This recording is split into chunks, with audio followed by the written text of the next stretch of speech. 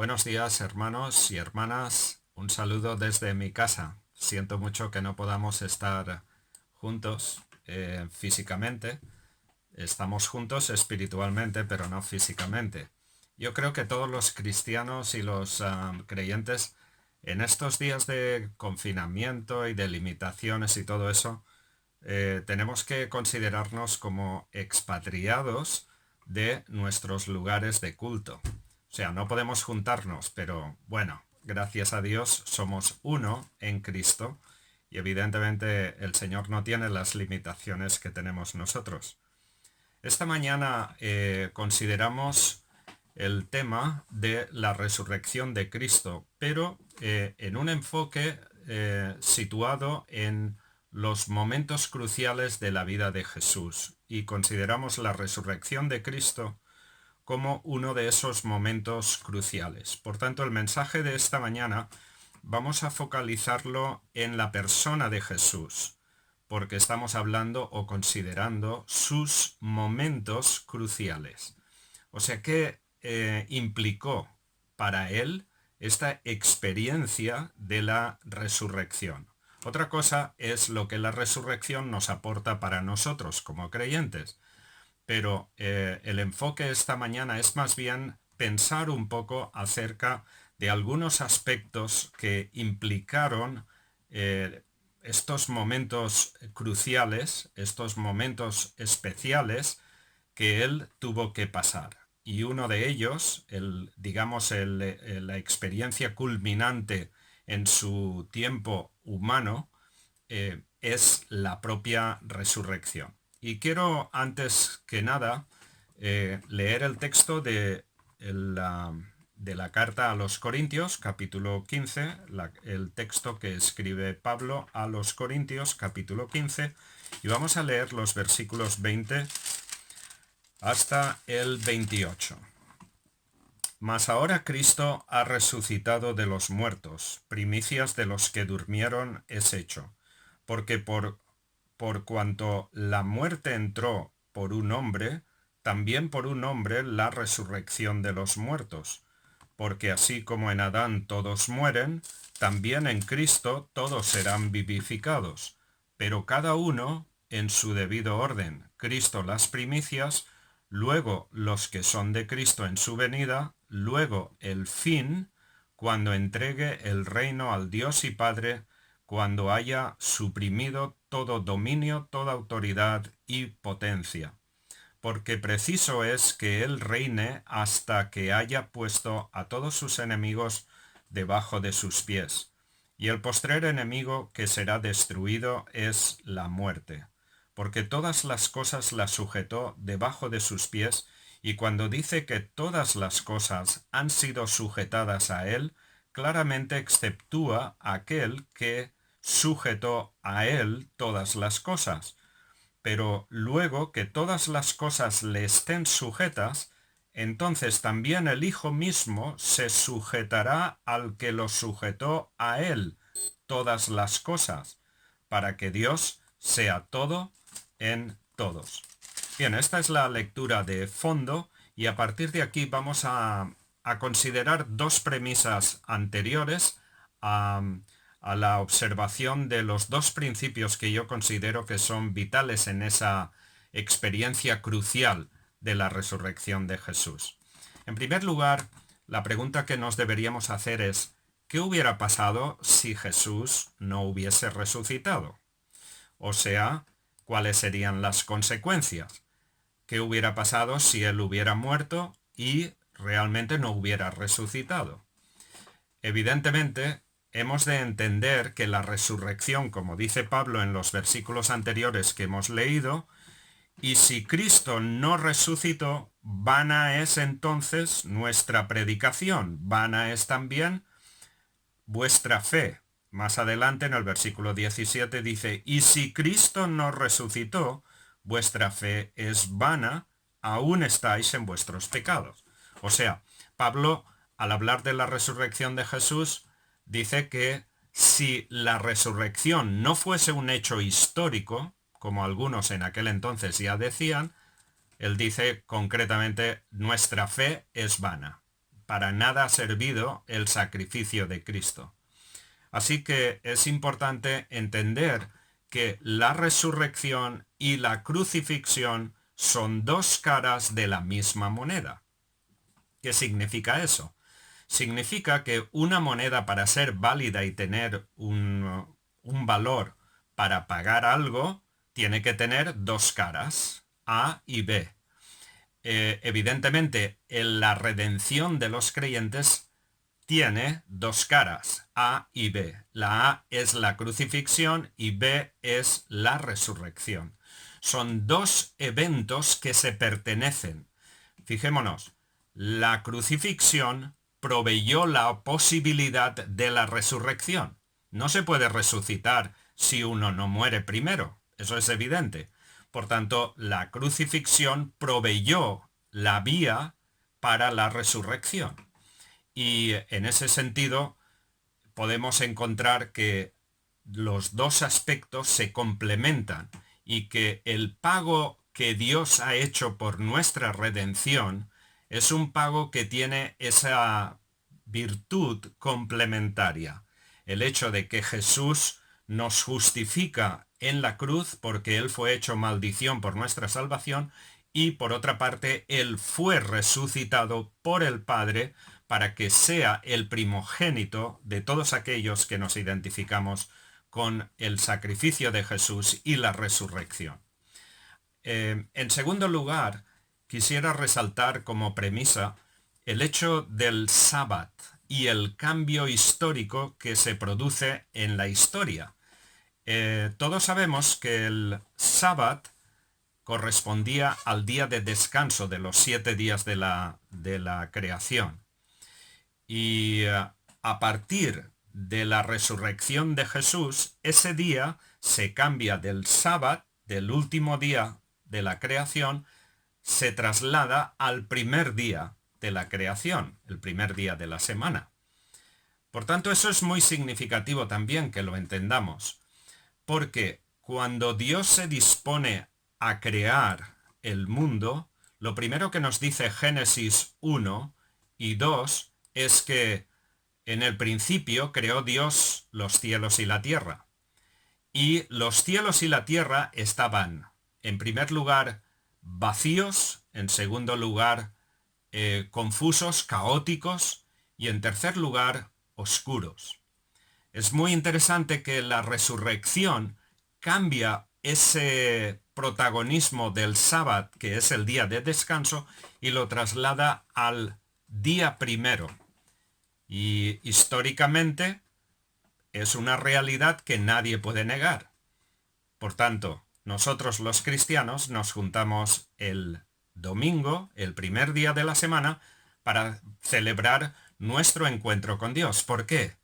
Porque el primer día de la semana es cuando Cristo resucitó. Por tanto, la resurrección cambió ese concepto histórico.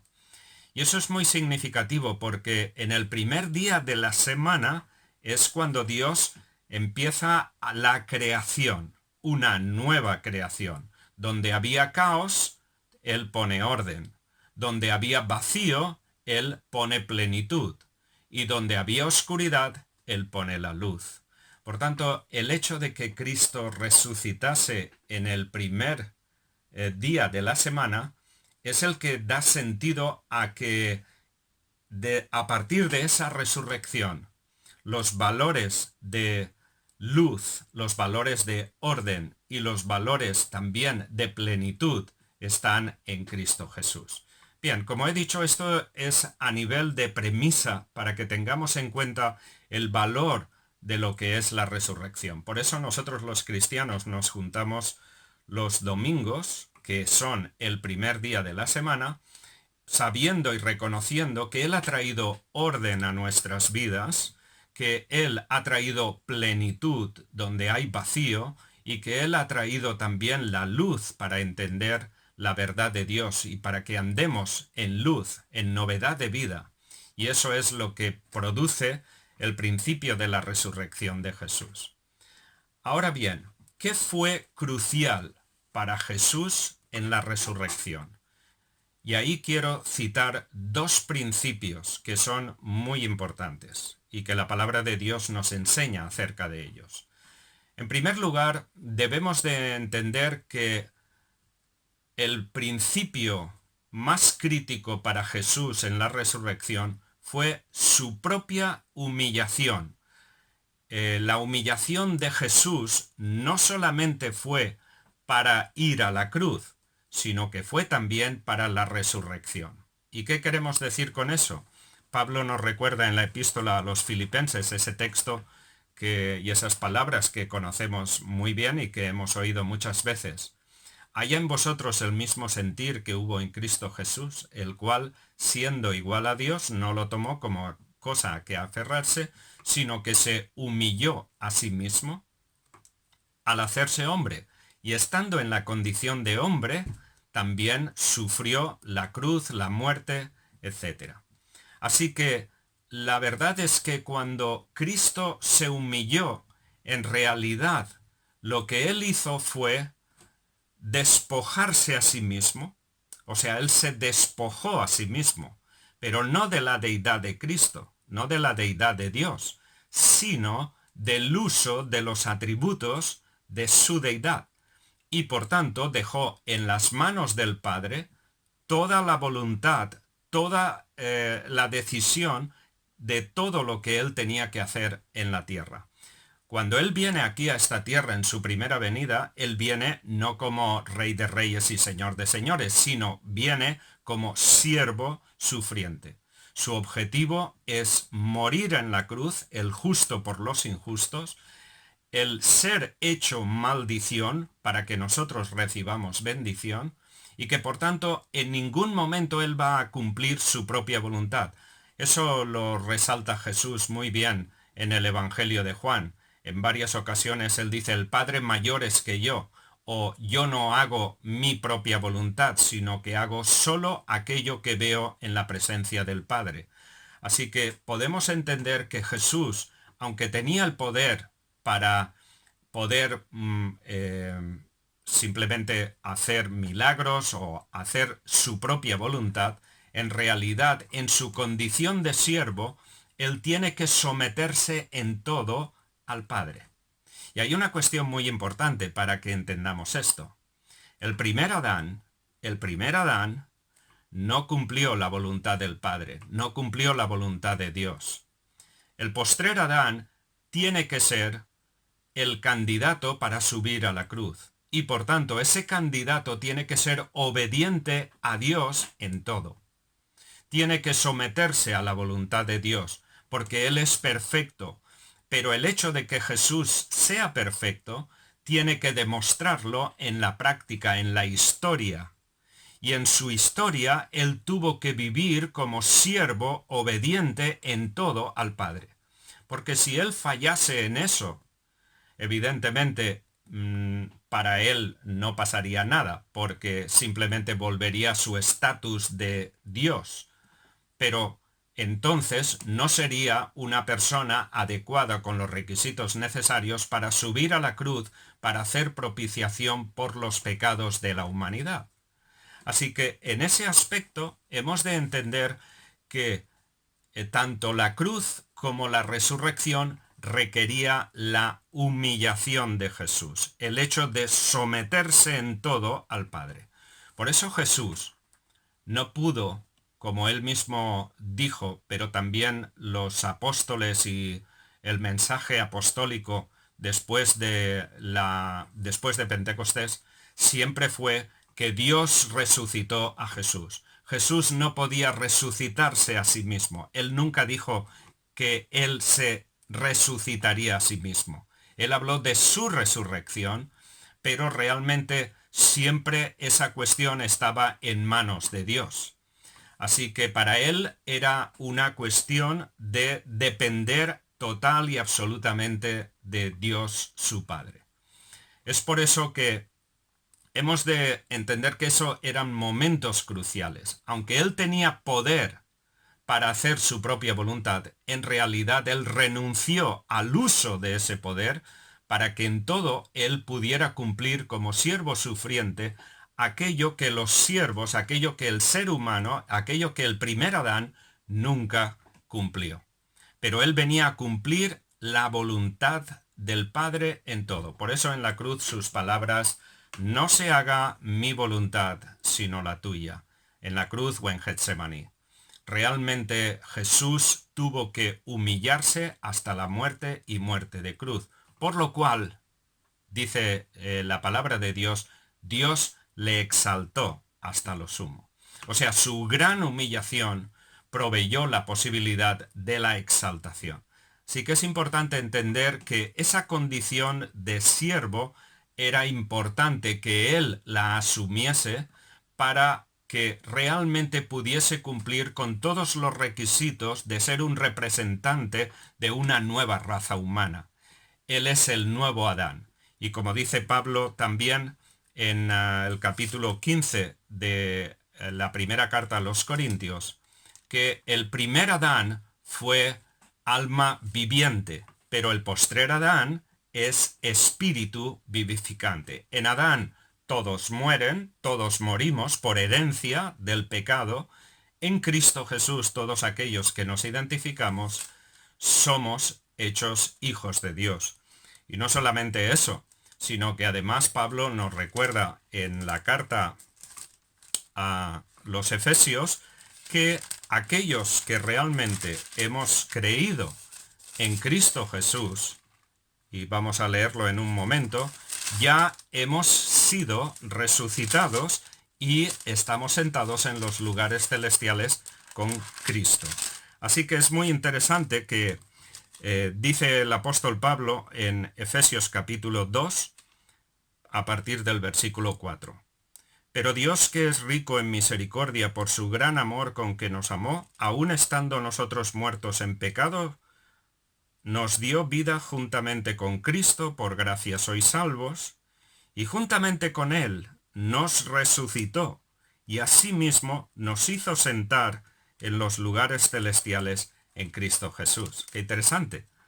No solamente nos ha dado vida eterna, desde la perspectiva bíblica ya estamos resucitados, aunque no hemos muerto todavía, pero sí hemos muerto al pecado. Si hemos muerto a la vida de la oscuridad, si hemos muerto a la vida del desorden, si hemos muerto a la vida vacía, a la vida que no tiene sentido. Por eso es en Cristo Jesús, por su humillación, que nosotros recibimos esa bendición.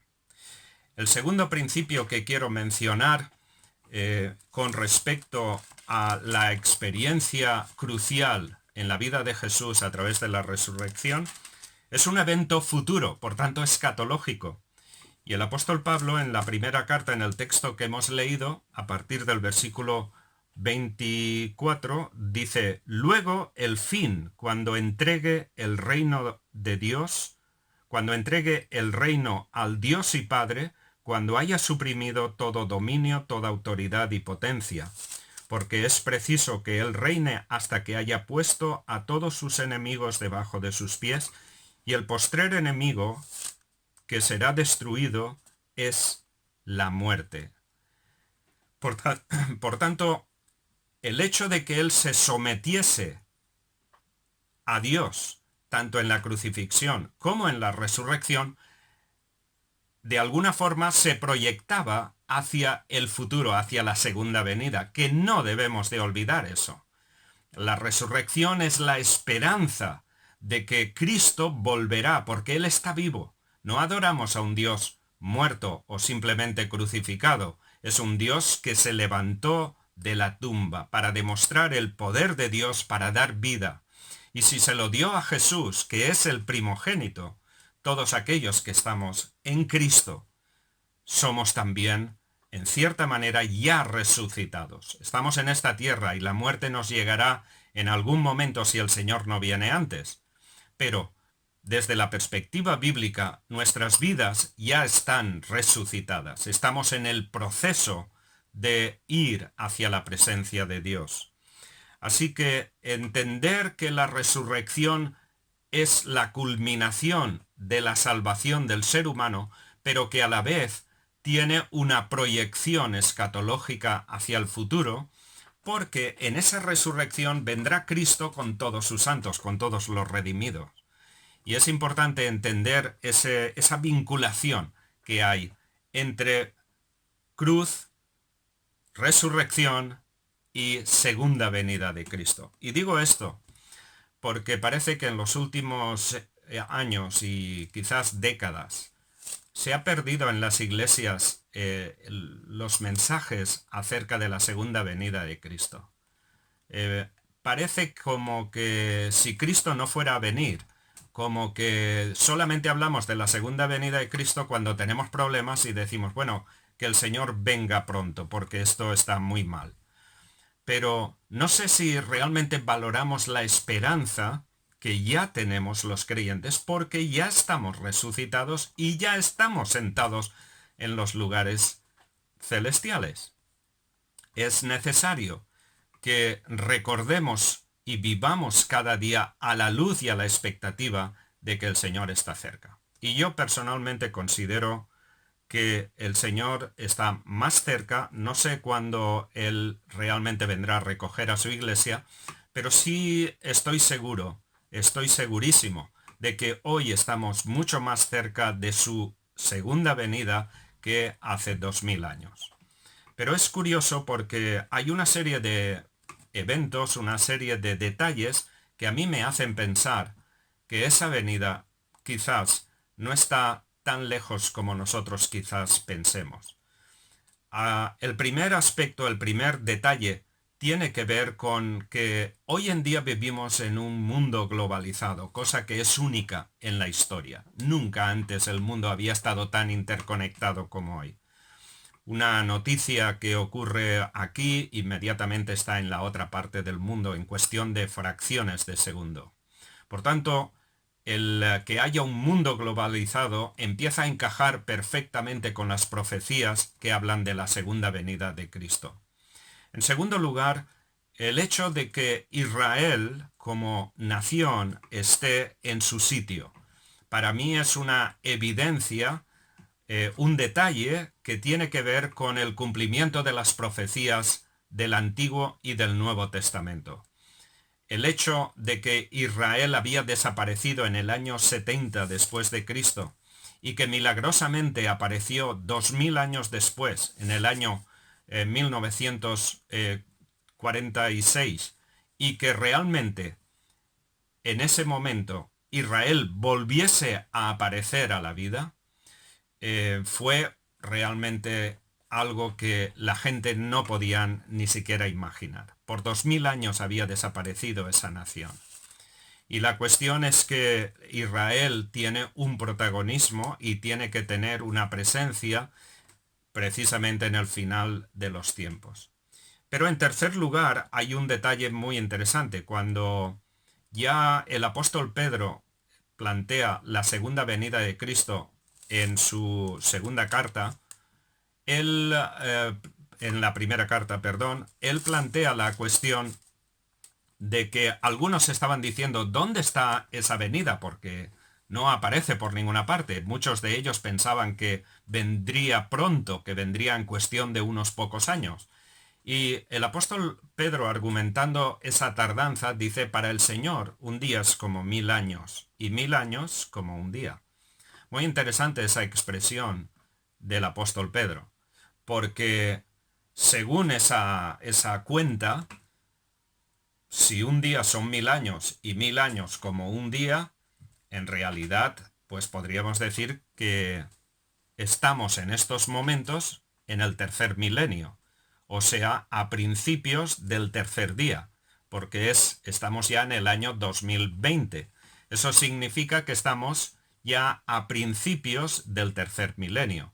Y eso me hizo pensar que también Cristo resucitó en el tercer día. Tomando esa comparación de números, pues bueno, no es que eso sea inspirado, ¿vale? Que nadie piense que estoy profetizando algo pues que va a ocurrir ya. No. Pero sí que tenemos la necesidad de estudiar las escrituras y de pensar y de vivir a la luz de las Escrituras y estar preparados y viviendo de acuerdo a la palabra de Dios para que ese día no nos sorprenda. Yo creo que eso es la advertencia de lo que la palabra de Dios nos dice. Así pues, hemos de pensar en que la resurrección de Jesús es la garantía para nosotros. Es la garantía y la expectativa, debe provocar en nosotros la expectativa de esa segunda venida.